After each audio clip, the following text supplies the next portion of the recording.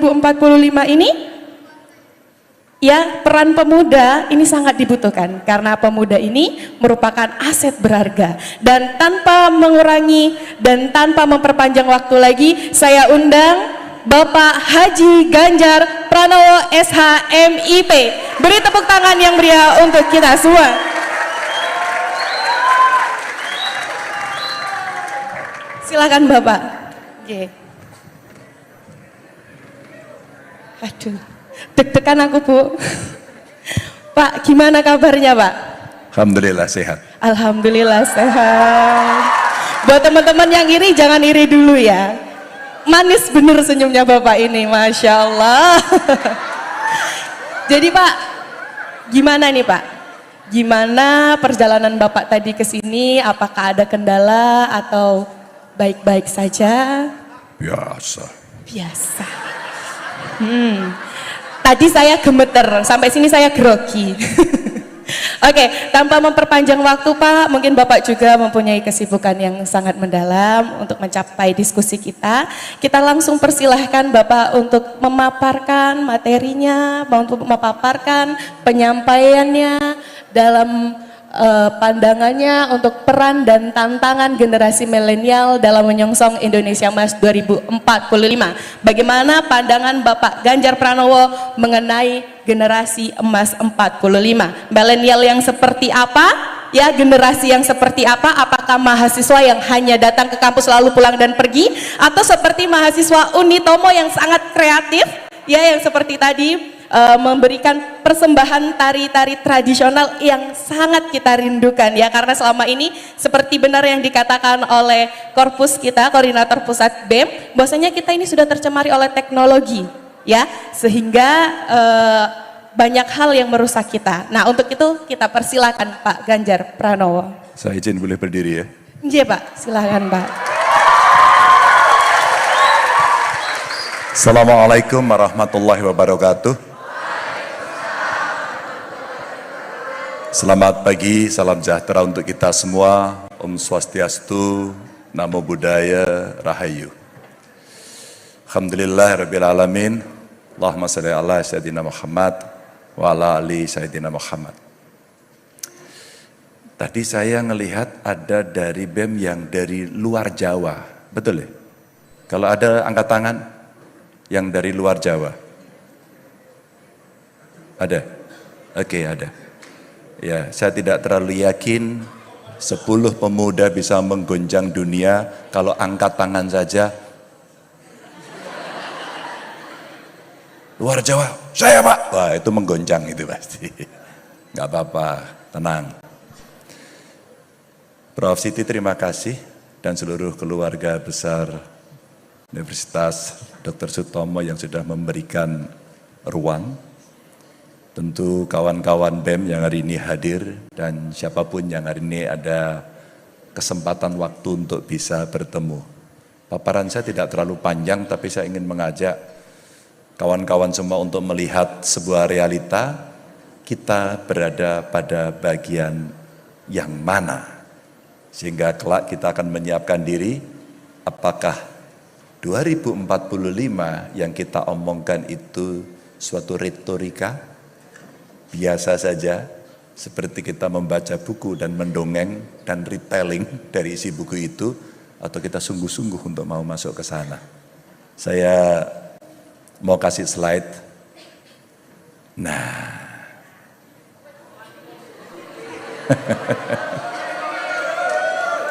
siapa yang hobinya ngopi angkat tangan?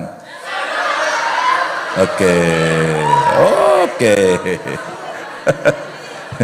Ngopi dulu, biar santai, ngopi dulu. Kalau kamu ngopi ngapain sih? Coba dicek. Ada nggak yang ngopi ke kafe karena ngerjain tugas? Mana yang sering ke kafe? Oke. Coba kalau kita lihat dari gambar ini teman-teman, suasana yang mungkin kekinian. Orang sekarang berdiskusi, mungkin mengerjakan PR, tugas dan sebagainya di kafe. Dia bertemu dengan temannya. Mungkin kalau generasi Bapak Ibu sambil lirik kiri, lirik kanan, pura-pura pinjem buku, tulisannya I love you, biasa. Lanjut. Maka teman-teman, sebenarnya teman-teman bisa belajar di kampus, di perpustakaan, di kos-kosan sambil makan mie instan tadi. Atau barangkali teman-teman memang mendapatkan flexible working arrangement. Ini tantangan loh. Ini universitas ketiga yang saya datangi setelah adanya putusan MK dan boleh di kampus, dan saya sama Prof, saya pengen kalau kita diskusi, berdebat, tanya jawab, kampus tempatnya, karena itu yang paling kritis. Dan gak perlu takut datang ke kampus, karena kita akan sering belajar menghormati, belajar diskusi, belajar sopan santun, kalimat yang baik di kampus. Ya. Tapi kembali pada cerita ini. Jadi ada flexible working arrangement. Maka saya mau tampilkan data ini, Bapak Ibu. Satu, siapa mahasiswa di ruangan ini yang tidak punya laptop? Oh, cukup banyak ya. Oke, banyak. Ntar. Kebak, Pak. Ya, ini semua, kalau Pak. Saya... Oh, kamu nggak punya juga? Oh, nggak punya juga. Stop. Nanti saya kasih tahu bagaimana cara leasing. Teman-teman, saya mau kasih tunjuk di situ, silakan dilihat. Silakan dilihat datanya yang di bawah ini. Oh, waduh, nggak terlihat ya. Itu kepemilikan, kelihatan. Kepemilikan laptop atau komputer per rumah tangga di Indonesia, gambarnya seperti itu. Jadi kalian yang angkat tangan tadi, ternyata kalian itu memang yang hijau itu. Oh, punya enggak? Punya? Oke, punya. Kalau kita lihat, bayangin tuh, Singapura itu hampir semua punya.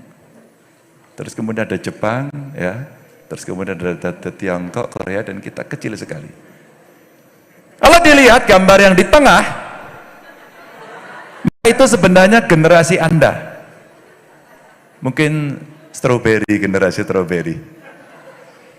Indah, cantik, gampang terluka. Bener nggak? Itu deh, yang di tengah. Dia kerja di pinggir pantai, mungkin gambarnya itu nggak mandi. Tapi dia bekerja kan? Working from anywhere. Itu zamanmu. Kekinian yang hari ini harus dihadapi, suka tidak suka, mau tidak mau. Dan kalau kita lihat, kalau kita mau lakukan percepatan pembangunan dengan kepemilikan ya komputer laptop yang minim, jaringan kita minim, maka akses digital kita pasti sulit. Ya enggak? Muter mulu enggak beres-beres itu. Padahal teman-teman, kalau kita mau lihat itu, industrialisasi laptop komputer dalam negeri dibutuhkan karena kebutuhan kita masih tinggi sekali. Bayangkan jumlah penduduk kita yang tinggi, bayangkan jumlah pelajar mahasiswa yang tinggi, bayangkan alat itu sekarang hampir-hampir menjadi alat utama. Itu ya?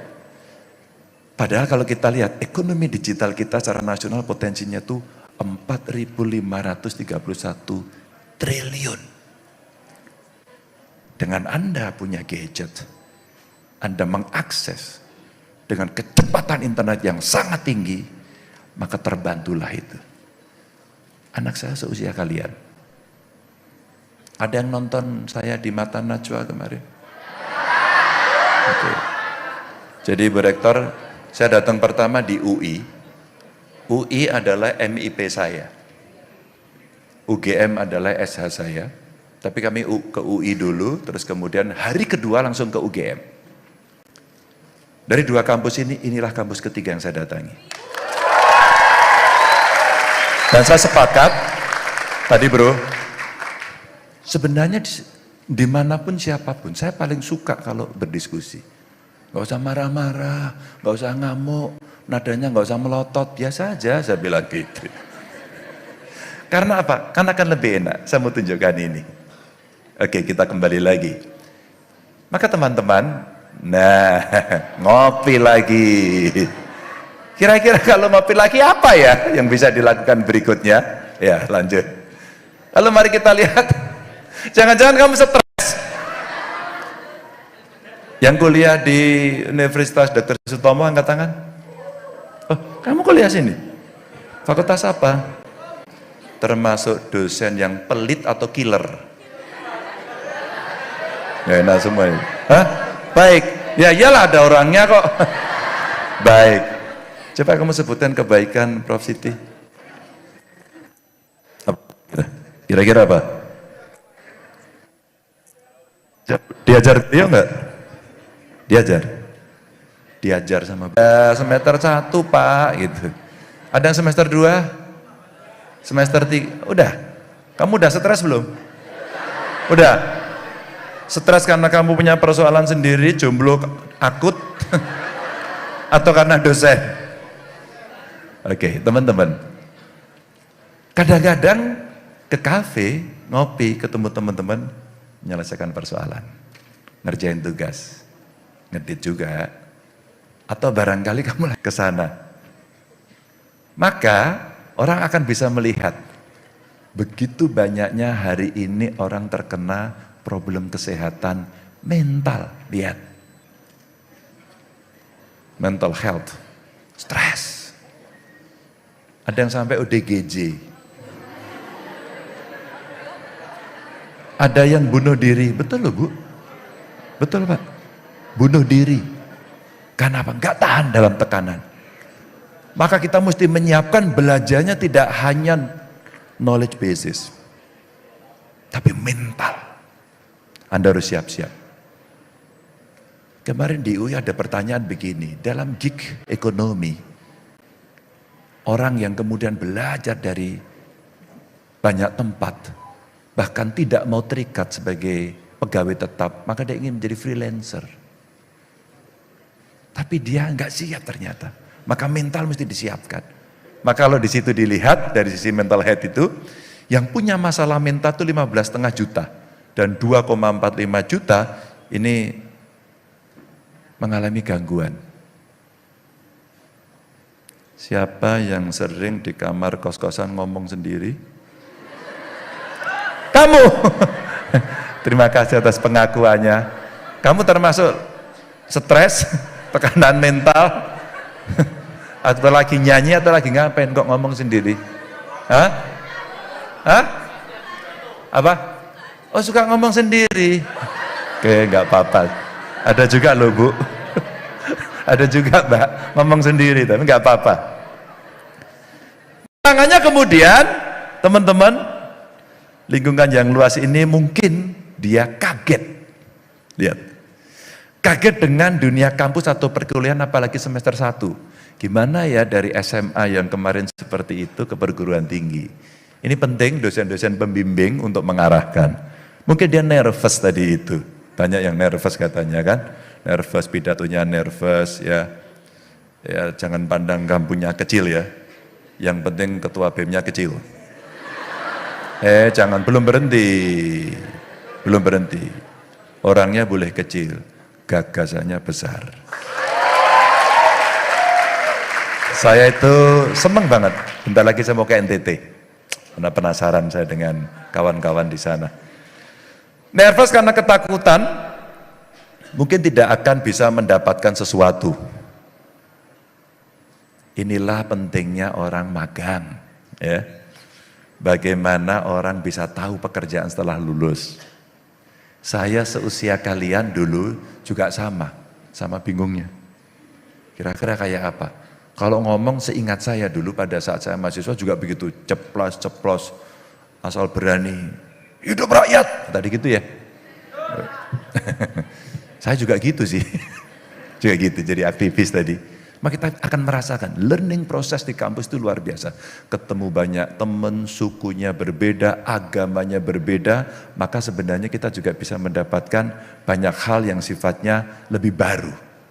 Ini tantangan teman-teman, apakah lingkungannya yang sekarang makin lebar, teman-teman nervous, dan bagaimana support system yang teman-teman miliki. Apakah cukup atau tidak? Ya. Ini Mungkin berjauhan dengan orang tua, tidak akrab dengan banyak teman, maka butuh luas, butuh pergaulan. Teman-teman, kalau saya dulu menarik, karena saya, Bapak Ibu, teman-teman, saya kos mulai SMA. Masak sendiri, beradaptasi dengan lingkungan, dipaksa mandiri, memanage duit yang sangat terbatas karena orang tua saya tidak mampu. Dan bagaimana kemudian kita mengelola itu. Jadi leadership, belajar dari pengalaman, harus komunikasi, communication skill, bisa menawar kangkung itu berapa harganya. Kacang panjang itu berapa, karena itu masakan yang paling gampang dan saya suka. Jadi untuk teman-teman yang suka masak, bolehlah sekali-kali adu masak sama saya. Iya. Emangnya tiba. Bahasa Maduranya apa, Bu? Mak bedunduk. Tidak ada yang suddenly, nggak ada. Semua berproses. Tapi kita juga harus menyiapkan sebuah solusi. Mama di situ kita tulis ada post counseling mental health di setiap kampus, ini penting untuk teman-teman di kampus ya. Kadang-kadang mahasiswa stresnya macam-macam. Udah kejadian, Bapak Ibu, tiba-tiba saya dilampori waktu saya masih gubernur. Oh ya sorry ya, saya udah pensiun jadi gubernur, jadi udah bebas. Merdeka, bebas. Jadi udah bebas. Dan kemudian layanan kesehatan jiwa di semua puskesmas ini penting untuk di masyarakat. Dan kemudian fasilitas layanan jiwa di seluruh rumah sakit umum ini juga penting. Maka teman-teman, ini ada gambar ini, beli mainan kayak anak kecil, ini bisa bantu inner child kamu pulih enggak sih gitu. Kadang-kadang anak-anak itu juga punya keaktifan, punya keinginan, punya sesuatu yang bisa mereka sampaikan. Bisa mereka lampiaskan sehingga mereka bisa merasa nyaman. Ada yang dulu tidur di bantal, bantalnya sampai bau iler ya. Tapi kalau nggak ada bantal itu nggak bisa tidur, benar nggak sih? Dibawa kemana-mana, bau ompol, bau wah guling gitu ya. Itu sesuatu yang pasti ngalami. Balik lagi. Maka teman-teman, ngopi-ngopi bisa apa lagi ya? Coba kita lihat. Kalau kita lihat maka, di dalam gambar kopi ini di sebelah kiri kelihatan tuh. Gelasnya pakai apa? Plastik, ya enggak?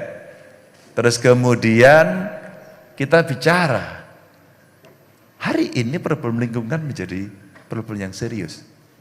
Hari ini anak-anak muda luar biasa perhatiannya pada lingkungan, pada demokrasi, pada HAM, ya enggak? Hari ini perhatian itu sangat luar biasa. Dan anak muda sangat peduli. Ekonomi hijau, ekonomi biru, sangat-sangat peduli. Mari kita lihat sampah kita. Anda ke kafe, Anda ngopi, gelas, plastik. Buangnya kemana? Biasanya sembarangan, betul nggak? Terima kasih atas pengakuannya. Itu salah apa benar? Benar. Maka ekonomi sirkuler sekarang menjadi konsep yang hari ini digagas oleh banyak orang. Global climate change akhirnya terjadi, ya enggak? Orang akhirnya pingin sekali semua sampah itu betul-betul zero waste. Maka sampahnya dipakai untuk apa? Bayangin, sampah ini sebenarnya dari musibah bisa jadi berkah. Hari ini kita sudah mendapatkan banyak musibah. Orang pinter, anak cerdas, mereka yang smart, punya pengetahuan bagus, maka dia akan nyulap. Dari musibah menjadi berkah. 4,9 juta ton sampah plastik belum dikelola di tempat kita. Itu bisnis baru, kalau yang mau bisnis.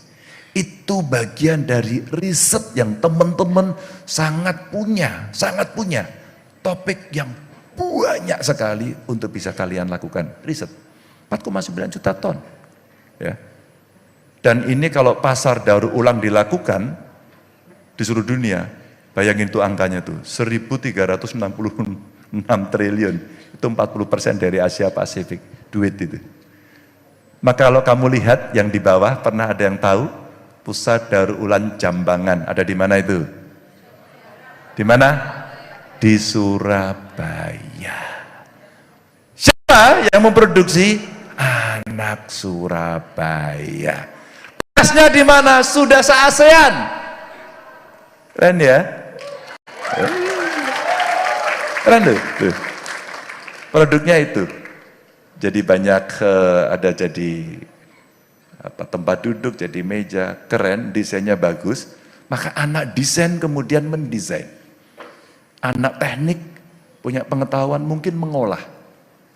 Ya, bagaimana kemudian mereka melakukan recycling apa yang ada dan ditulis pusat daur ulang Jambangan. Maka pengelolaan sampah ini mulai dari rumah tangga, terus kemudian jenisnya apa saja, dan kita belum terlalu berhasil loh itu. Ada kuning, hijau, merah untuk dipisah-pisah. Misah aja kita nggak bisa. Bener nggak? Terima kasih atas pengakuannya. Kamu dari tadi ngaku terus jujur, ini hebat. Ini modal baik. Oke. Oke ya, teman-teman. Inilah ekonomi, kondisi, situasi yang teman-teman hadapi pada hari ini. Dan kita mesti siap. Kita mesti belajar, kita mesti mengedukasi diri untuk siap menghadapi situasi itu. Ini zaman kita. Karena kita seangkatan. Ya kita lah, kita kan hidup di sini semua. Ya, balik. Karena teman-teman inilah yang nanti di 2045 kalau kita mau menjadi negara hebat, generasi emas yang akan merebut Indonesia emas, itu Anda. Usia berapa sekarang? 20. Di 2045 berarti berapa?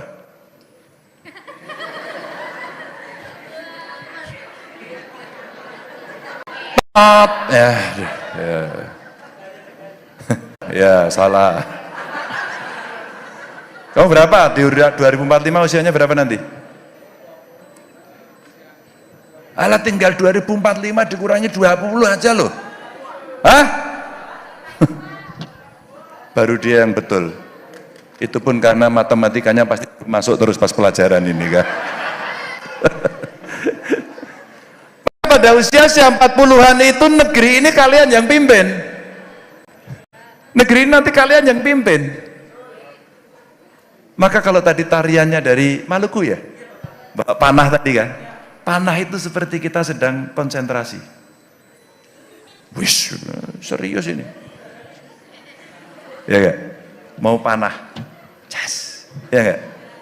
Panah manah gak? Hah? Ya maksudnya bahasa lain lah. Nembak-nembak itu, pernah? Pernah nembak? Pernah? Mau nggak yang ditembak? Oh enggak? Ya, kelihatan wajahmu. Konsentrasi penuh, fokus, kemudian kita akan menuju ke sana.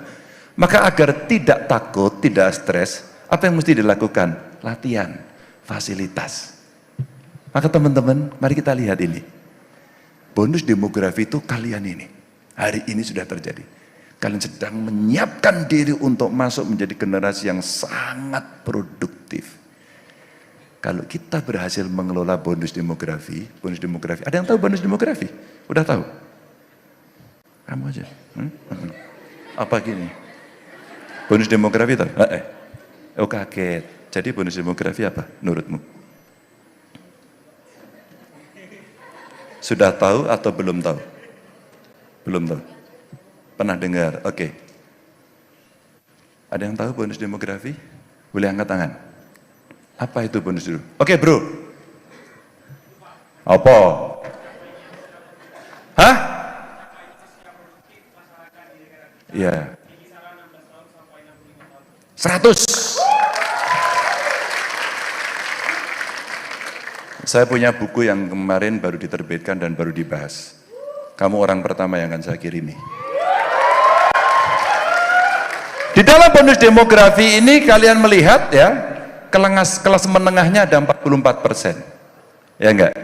Tenaga produktifnya ada 69%. Ini enggak terlalu kelihatan ini ya. Enggak apa-apa, mudah-mudahan bisa nampak. Apa yang mesti dilakukan menuju Indonesia emas ini? Mari kita mentransformasikan, kurang lebih ada 6 pilar strategis, mudah-mudahan kebaca yang di ujung itu. Mudah-mudahan kebaca. Maka kalau kita lihat, ada satu, jumlah penduduk banyak, maka kita butuh pangan. Politik pangan. Ada di sini yang sekolah pertanian? Oh, kamu pertanian. Oke, nanti mulai Google, bonus demografi seperti apa, jumlah penduduk dunia berapa, kebutuhan pangan mereka berapa, Indonesia berapa, ya enggak, makanan pokok masing-masing apa, berapa kapasitas produksinya, itu pasti menarik. Artinya nanti cukup atau tidak. Kalau tidak, bagaimana cara mencukupi? Itulah ketahanan pangan. Bagaimana diversifikasi pangan? Siapa yang dari Indonesia Timur yang sampai hari ini masih makan papeda? Wow, oke. Pertahankan itu. Sekali-kali kita ganti beras oke. Tapi saya kepingin yang dari sana tetap makan papeda. Itu ketahanan. Ada orang dari Jawa Tengah yang sekolah di sini? Oke, dari mana? Blora. Oke, tahu tiwul? Makan aja tiwul nggak apa-apa. Sekarang udah dibuat tiwul instan karena anak-anak muda. Riset Bu, bagus sekali. Dan kemudian sekarang masuk ke industri pangan. Lalu yang kedua, digital sudah saya sampaikan bagaimana kemudian dunia digital itu mesti diberikan fasilitasi. Akses internetnya gampang. Terus kemudian PR tadi kepemilikan gadget, laptop itu ternyata masih sedikit, itu potensi. Kalau kita mampu membuat sendiri, maka sebenarnya alat-alat ini sebenarnya bisa kita pakai untuk menggenapi kebutuhan. Salah satu contoh ini. Ini contoh aja. Bayangkan, artinya sedemikian banyak orang butuh. Kalau kita meriset sendiri, made in Indonesia, kalau enggak ya kolaborasi dulu, enggak apa-apa. Terbayangkan enggak nilai tambahnya? Kalian bisa bekerja, kalian bisa riset, dibuat sendiri, kita bangga, itu produk kita sendiri. Terbayangkan enggak?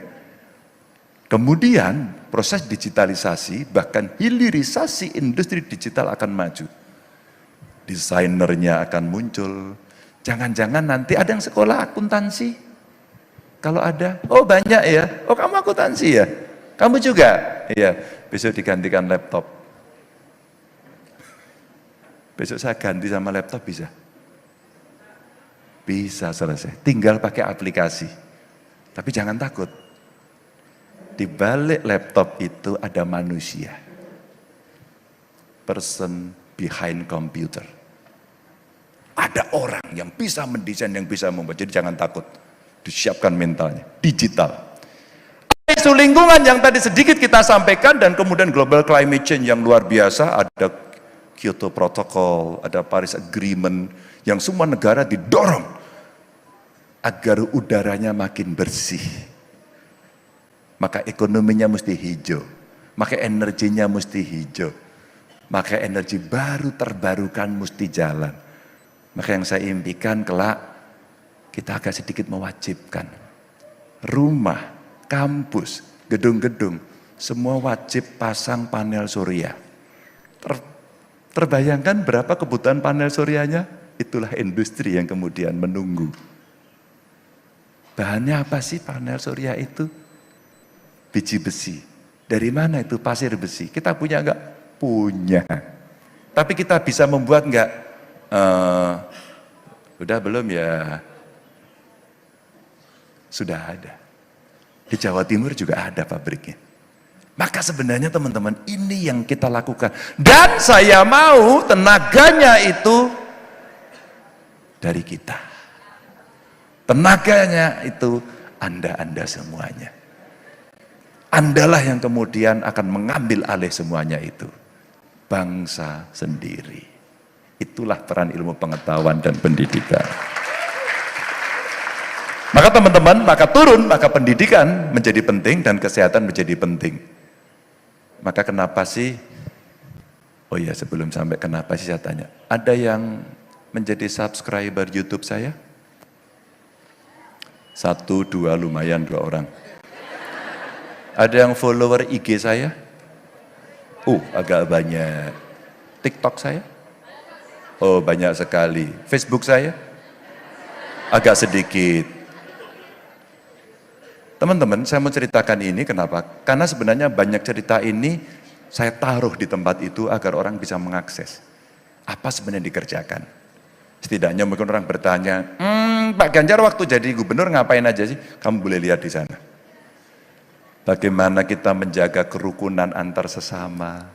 Bagaimana ketika pandemi kemarin saya coba tengok asrama-asrama mahasiswa dari NTT. Ada bro dari NTT bro. Pertama yang saya tengok dari Papua. Ada dari Makassar, ada Sulawesi Utara, ada dari Medan. Kita tengok semua yang ada di Jawa Tengah. Terus kemudian saya tanya, bro, kamu kenapa nggak pulang? Kan nggak boleh Pak. Terus gimana nasibmu? Kami ketemu Pak. Mereka dari keluarga tidak mampu. Lalu saya tanya, kirimanmu? Waduh kami tidak jelas Pak. Apa? Ngutang. Tenang aja bro, aku dulu juga ngutang gitu.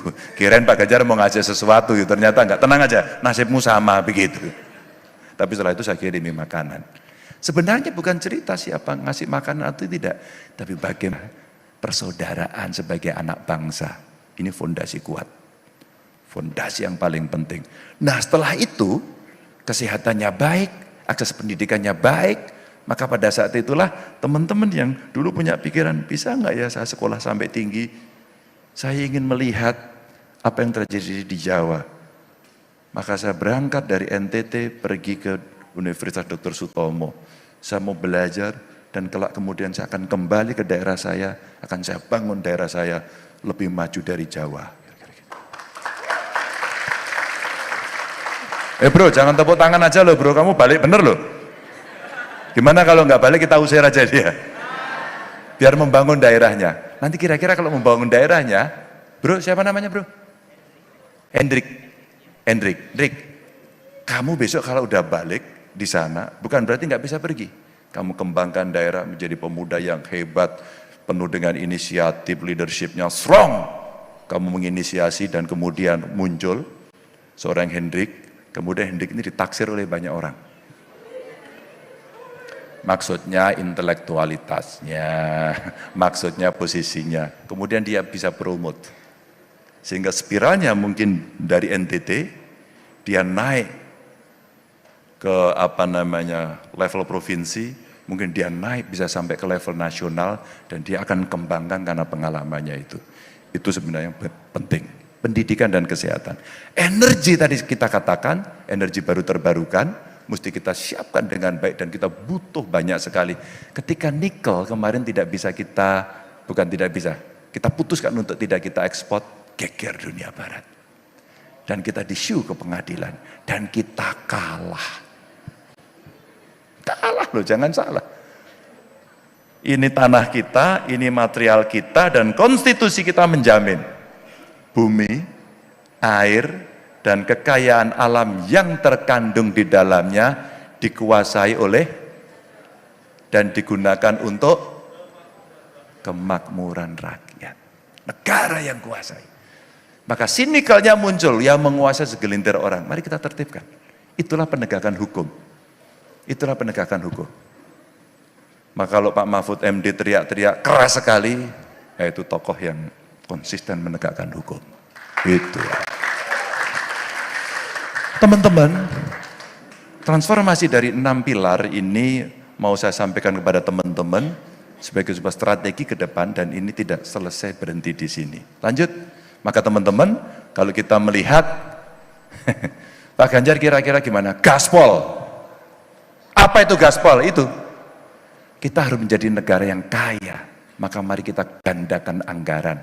Tax ratio dinaikkan, illegal ekonomi harus menjadi legal, penegakan hukum dilakukan, maka S-nya sikat korupsi. Dan polnya adalah poles birokrasi dengan digitalisasi agar bisa melayani dengan cepat alias set. Wassalamualaikum warahmatullahi wabarakatuh. Kasih tepuk tangan yang meriah dong.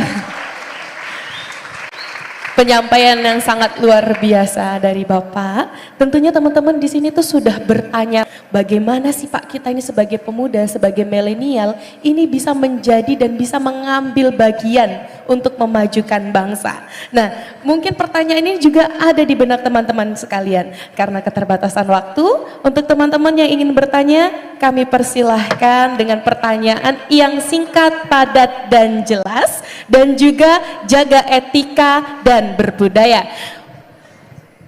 Izin Pak, saya berdiri Pak. Oke, untuk yang ingin bertanya, saya persilakan. Oke, Maaf ya karena waktunya agak terbatas, sebelah kanan 2, sebelah kiri 2, dan itu perempuannya 2, laki-lakinya 2, dimulai dari perempuan dulu, ini syarat. J Pak. Nah, mulai dari perempuan yang kakak ini, tolong perkenalkan namanya. Silakan Kak. Ya, terus laki-lakinya siapa? Sebelah kanan. Laki-lakinya Belakang. yang ini dari tadi. Oh Kak, yang belakang deh. Oke, kasih dong Oke, yang belakang. sana. Yang pakai alma mater.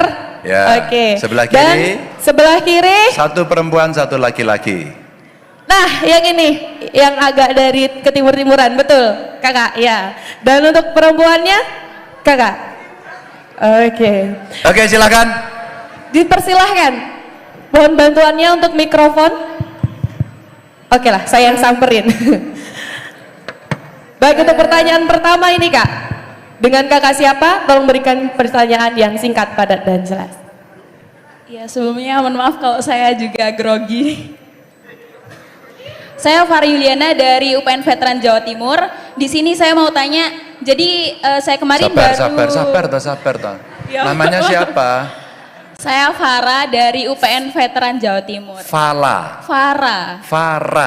Bapak, benar. Fara pakai R. Pakai R nggak pakai H? Dari UPN. Iya, dari UPN Jawa Fakultas? Timur. Fakultas Ekonomi dan Bisnis. Oke, apa Fara pertanyaannya? Jadi saya kemarin baru baca di beberapa media termasuk kompas.com bahwa Stanford University berencana membangun cabang kampusnya di IKN Pak. Namun memang belum ada MOU atau nota kesepakatan antara Stanford dengan OIKN atau pihak otorita IKN. Tentu jika hal tersebut terrealisasikan akan menjadi peluang-peluang kita untuk dapat menyongsong Indonesia Emas 2045. Tetapi juga menjadi bumerang ketika kita belum siap akan dibangunnya instansi pendidikan luar negeri di IKN sendiri. Lalu pertanyaan saya, bagaimana Bapak Ganjar sebagai pejabat publik dan sebagai Gubernur Jawa Tengah memberikan pesan untuk kami generasi milenial dan Gen Z untuk menyikapi hal tersebut Pak? Oke, saya bukan Gubernur Jawa Tengah, udah pensiun. Oh ya, mohon maaf Pak. Farah, kamu setuju nggak kalau ada Stanford di Indonesia? Saya sendiri sangat setuju Pak. Oh setuju, ya udah. Oke, pertanyaan yang tadi yang cowok kedua. Oke, mohon dibantu mikrofonnya untuk yang... Kita kumpulin dulu ya Mbak ya. Mbak. Iya, kita kumpulin dulu ya. Kita kumpulin dulu pertanyaannya nanti tadi biar kedua, sekaligus bisa dijawab Pak. Halo, yang kedua. Iyalah, yang kedua sudah disediakan mikrofonnya dari bawah. Silakan.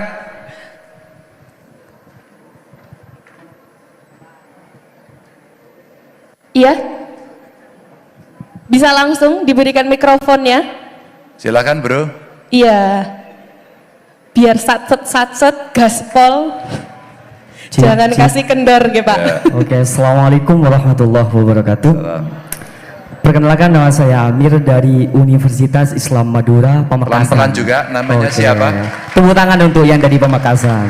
Namanya siapa? Amir, Pak. Amir. Oh iya. Amir dari Universitas Islam Madura, Fakultas Ekonomi Akuntansi. Ekonomi Akuntansi. Silakan Mir. Iya. Oke, pertanyaan saya simpel, Pak. Banyak mahasiswa itu yang berbicara masalah agent of change, agent of control. Kalau menurut saya, mahasiswa sekarang berbicara masalah agent of change, agent of control itu jancuk semuanya Pak. Kenapa saya mengatakan itu? Buat makalah itu nyontek dari Google. Mana ada perubahan? Maka dari itu pertanyaan saya, bagaimana cara merubah ataupun pesan dari Bapak cara mengubah mahasiswa yang berbicara masalah agent of change tapi dirinya belum tentu agent of change gitu Pak. Terima kasih. Mir. Bentar, kamu jangan ngegas-ngegas dulu. Lah kalau kamu merubah dirimu sendiri agar bisa ya tadi menulisnya benar dan sebagainya, menurutmu kamu perlu apa? Ya mungkin kedepannya untuk mahasiswa itu bisanya untuk buat makalah itu dari diri sendirinya gitu Pak. Karena kebanyakan itu dari senior itu mengajari ke adik-adiknya untuk menyontek sebuah pembuatan makalah itu dari Google Pak. Oh, gitu. seniornya yang nyuruh nyontek. Bentar, Mir, berdiri lagi, Mir. Bentar, toh, Mir. Aku tuh seneng banget sama Itu kamu, kan Mir. aslinya bukan Pak. Itu sebuah saran aja yang dari senior, Pak. Enggak, Gitu. nanti dulu toh. Kamu itu disaranin salah kok ya mau. Mir. Iya, Pak. Sebenarnya yang ngajarin buat makalah itu seniormu atau dosen? Itu bukan dosen tapi senior. Tapi kalau saya pribadi enggak, Pak. Gitu. Oh, ya. Bentar, kamu lebih percaya sama senior atau sama dosen? Saya dengar aja dari adik-adik saya yang katanya disuruh kalau buat makalah itu ngetek dari Google gitu, Pak. Oh ya, oke. Oke. Oke, makasih, Mir. Oke, siap. Apalagi sudah ada kecerdasan AI ya, makin. Oke, untuk di sisi kiri kami atau di sebelah kanan, kami persilahkan untuk mikrofonnya untuk diberikan. Tadi yang sudah dapat jatah perempuan dulu. Iya, ada yang perempuan tadi di depan satu. Siapa, Mbak? Yang mana tadi? Yang itu, Pak. Berdiri dong. Oke. Iya, boleh mikrofonnya. Oh, mic-nya. Ya. Oke. Oke, pertanyaannya langsung ke intinya ya, supaya kita juga bisa mendengarkan banyak pengalaman dari Pak Ganjar ya. Oke, persilahkan. Bismillahirrahmanirrahim. Assalamualaikum warahmatullahi wabarakatuh. Perkenalkan, nama saya Zulfa, Fakultas Kesehatan dari Unitomo. Pak Ganjar. Benar, namanya Zulha, betul? Zulfa. Zulfa. Iya, pakai Zulfa di belakang Zulfa gitu. Pak Ganjar, ini sebenarnya simpel aja sih. Sekarang kan banyak banget kayak isu mental health gitu ya. Nah, sebenarnya sih simpang siur, mental health itu emang bisa diselesaikan atau bisa diatasi sama bantuan medis atau cuma ya sekedar cuma ke distract sama konten-konten yang ada di TikTok gitu. Jadi teman-teman yang benar-benar punya mental disorder itu akhirnya terpojokkan. Menurut Bapak Ganjar itu bagaimana seperti itu? Gimana tadi TikToknya? Kepengaruhan, Iya, kepengaruh gitu, karena dipengaruhi. Jadi Kamu kayak- pernah nggak punya teman atau kamu sendiri yang merasa stres, tertekan? Sebenarnya sih kalau saya sendiri lagi ada terapi untuk minum obat kayak gitu sih. Saya juga ke psikiater Bapak gitu. Kamu? Oh, oke. Tapi kamu kira-kira tekanannya karena main TikTok keseringan? Bukan. Atau dimarahi Bu Siti? Bukan, karena Oh, bukan. memang ada trauma tersendiri. Karena ada trauma. Iya. Kamu lebih nyaman mana? Ke dokter, ke psikolog, atau mungkin ke dukun? Psikolog dulu. Psikolog, Jadi kayak ya ceritain masalah, habis itu ke psikiater untuk kayak peringanan untuk dikasih resep obatnya seperti itu. Oh, oke. Iya. Kamu tidak harus cerita detail karena ini mungkin tidak perlu diceritakan, tapi yang penting nyamannya di mana. Oke ya? Iya, Oke. seperti itu. Baik. Terakhir, Terima kasih Bapak. Iya, satu lagi kami persilahkan untuk diberikan mikrofonnya. tadi yang cowok siapa ya? Tadi yang sudah terpilih di tengah, Pak. Oh ya. Oke. Untuk sesi ini kita cukupkan di 4 penanya ya, karena memang waktu kita cukup terbatas. Nanti kalau ada umur yang panjang nanti kita Silakan. bisa berjemur lagi. Bro. Assalamualaikum Dipersilahkan. warahmatullahi wabarakatuh. Salam. Perkenalkan, nama saya Muhammad Fajrul Falah. Muhammad Fajrul Falah. Fajrul. Oh, Fajrul. Iya, Pak. Itu nama dosenku loh itu. Muhammad Fajrul Falah. Fajrul ya? Iya, Pak. Oke, Jrul, kamu dari mana? Dari Surabaya, dari Fakultas Ekonomi dan Bisnis Akuntansi. Oke. Nah, pertanyaannya saya, Pak, gimana cara buat kita sebagai generasi muda masa depan bisa survive di era milenial, dan skill seperti apa yang kita butuhkan untuk generasi milenial saat ini itu menurut Bapak sendiri? Itu Oke. gimana? Ya. Apa ketakutanmu terhadap masa depan? Ketakutannya- Ketakutanmu apa pada masa depan? Kamu takut nggak? Takut, Pak. Oh, takut. Ya takutnya karena tidak sukses, Pak. Takutnya karena tidak sukses. Emang kamu sudah nyoba? Belum, Pak. Oh, belum. Apa yang menjadi ketakutanmu apa? Sukses itu apa sih? Sukses itu kan orang ya relatif ya. Apa yang kamu takutkan bisa apa? Nggak dapat kerja. Yang pertama tidak bisa membahagiakan orang tua. Oh, ya. Ini sangat Luar menyentuh, biasa Pak. Mbak Betul, ini. Pak. Ini loh, Insya Pak Allah. Jul, ini penting ini budi pekertinya luar biasa. Oke, kedua, pekerjaan. Takutnya menjadi pengangguran. Takutnya menjadi pengangguran. Kamu yakin nggak sekolah ekonomi akuntansi di Universitas Dr. Sutomo itu akan punya bekal hidup? Kalau dibilang Kamu yakin nggak?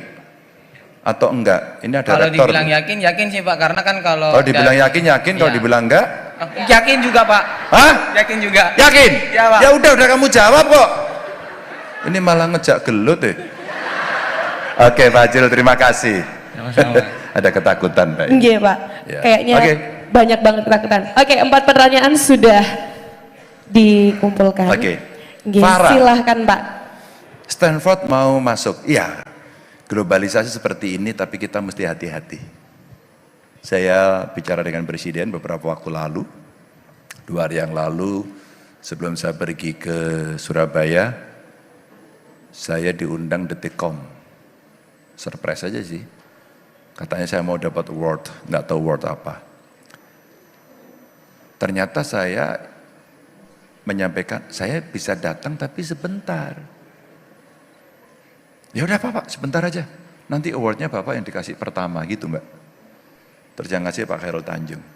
Awardnya katanya pemerintahnya kemarin, saya udah pensiun. Pemerintah yang peduli pada pendidikan untuk orang miskin. Wah kaget saya. Tapi akhirnya pas greng-greng gitu kan. Terus keluar di layar. Ternyata yang ditampilkan adalah ketika saya membuat SMK. Sekolah vokasi hanya untuk orang miskin. Dan sudah berjalan kurang lebih hampir 7 tahunan gitu ya, dan sudah meluluskan 1000 lebih gitu, dan mereka sekarang bisa bekerja dimanapun, alhamdulillah tidak ada yang nganggur, dan kemudian dia sekarang menjadi tulang punggung keluarganya, dan dia mengentaskan kemiskinan keluarganya. Saat itu ditampilkan gambarnya pas Pak Presiden, Pak Jokowi datang ke SMK Jateng. Dan kemudian saya, wow, itu ternyata jadi perhatian orang. Pada saat itu juga saya bicara dengan Pak Presiden begini, Farah, Pak, kalau perguruan tinggi kita ternyata seluruh Indonesia ini tidak ada yang, atau belum ada yang masuk 100 besar, saya kira belum ada ya Bu ya, 100 besar. Maka mesti kita push. Singapura itu negaranya kecil, beberapa perguruan tingginya masuk dalam 10 besar lagi kalau nggak salah. Kita belum. Pemeringkatan, rating itu ternyata dipengaruhi oleh banyak hal. Fasilitasnya, dosennya, risetnya, macam-macam lah itu. Maka saya sampaikan Farah sama Presiden, Pak, ini mesti kita genjot Pak. Kira-kira gimana idenya? Pak, kalau mau crash program, mungkin bisa juga profesor-profesor yang sudah retired, sudah pensiun, sudah emeritus dari beberapa perguruan tinggi hebat dunia, kita panggil aja Pak. Kita panggil untuk membantu. Ambil 2 atau 3 taruh di Universitas Dr. Sutomo. Dia akan nempel agar kemudian semua bisa menulis jurnal internasional. Dengan cara yang benar, dengan jejaringnya. Dan bagaimana kemudian dia melakukan assessment terhadap kondisi ini. Maka kenapa tadi saya bicara harus melipat gandakan anggaran, karena kita mesti kaya sebagai negara. Negara kita ini sebenarnya negara kaya apa miskin teman-teman? Iya, tapi mana duitnya? Korupsi, ilegal, betul kan? Maka sepakatkan korupsi disikat? Sikat. Maka birokrasi, kita bisa melakukan crash program. Sehingga Farah, kita sebenarnya bisa mampu membuat itu. Tapi saya kira ide Stanford umpama mau masuk, dijadikan trigger saja. Nanti itu jadi pro kontra. Biar menjadi wacana diskusi.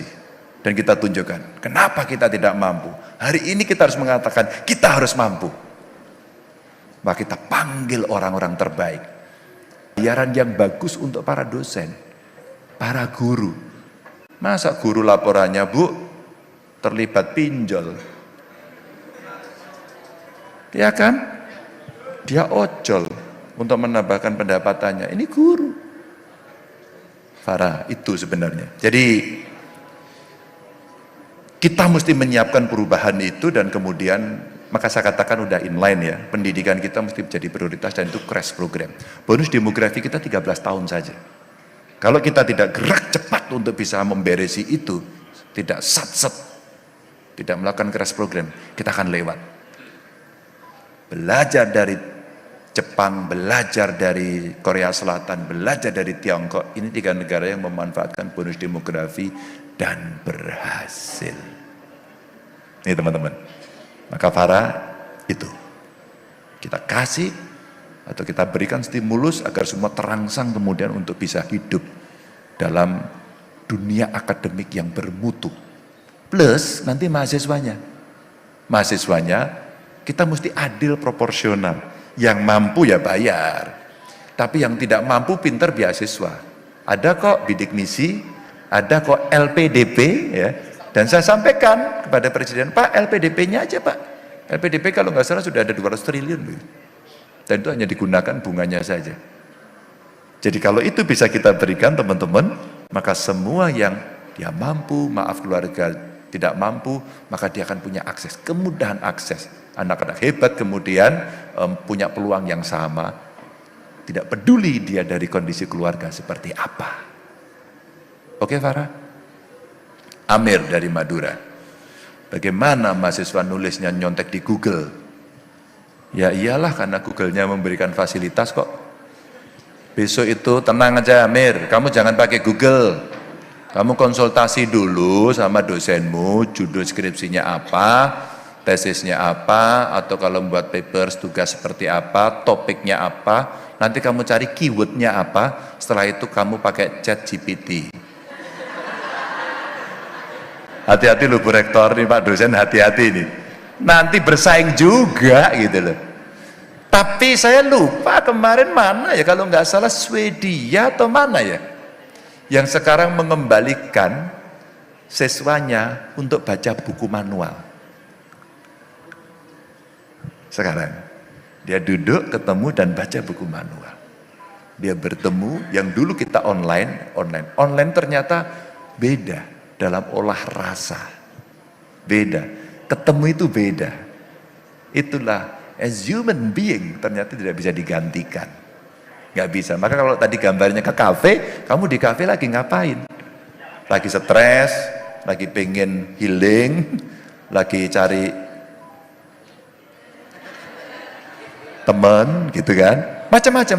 Tapi sebagai manusia seperti itu. Maka kalau kita bicara kondisi itu, Mir, maka yang harus kamu jadikan acuan adalah dosenmu.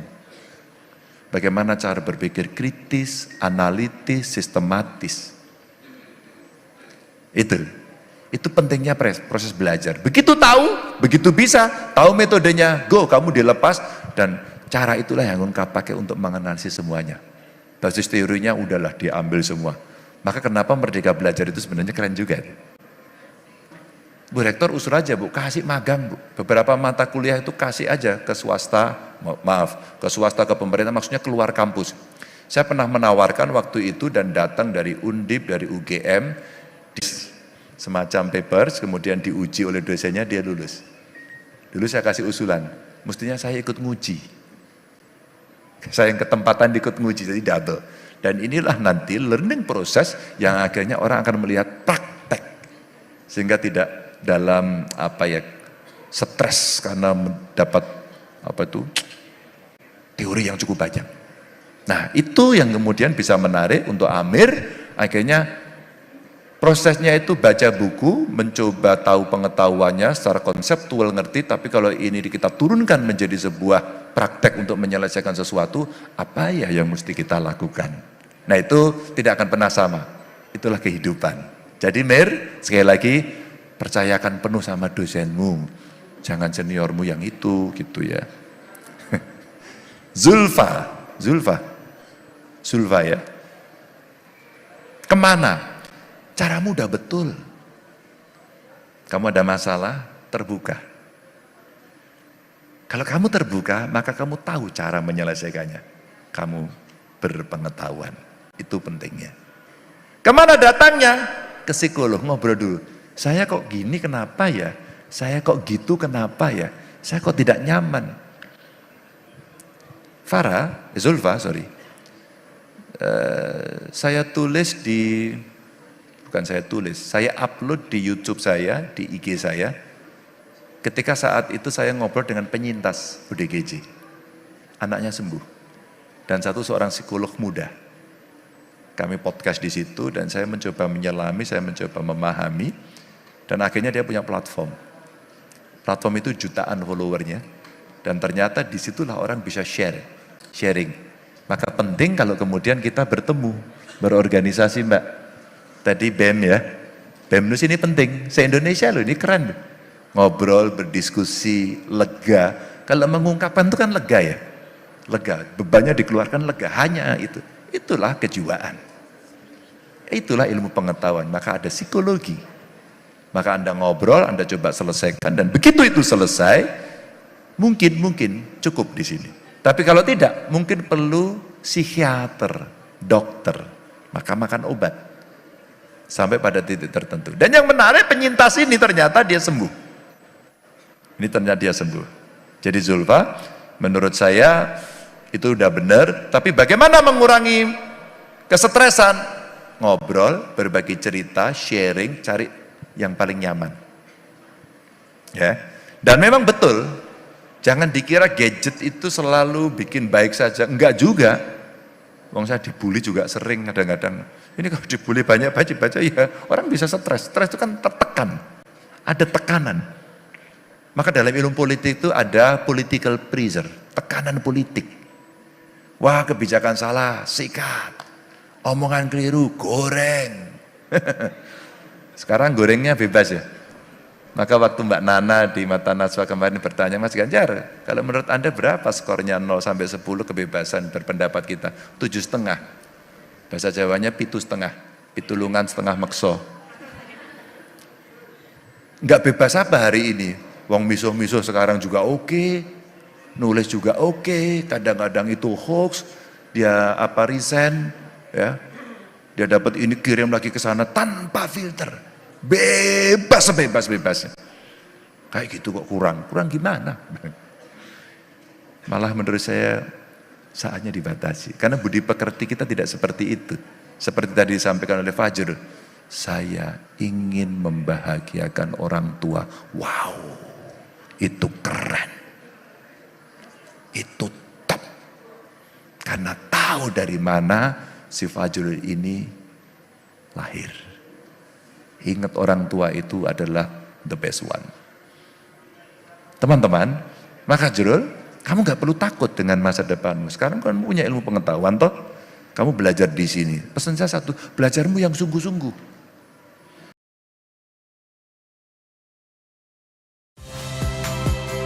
Saya Nitya Anissa, saksikan program-program Kompas TV melalui siaran digital, pay TV, dan media streaming lainnya. Kompas TV, independen, terpercaya.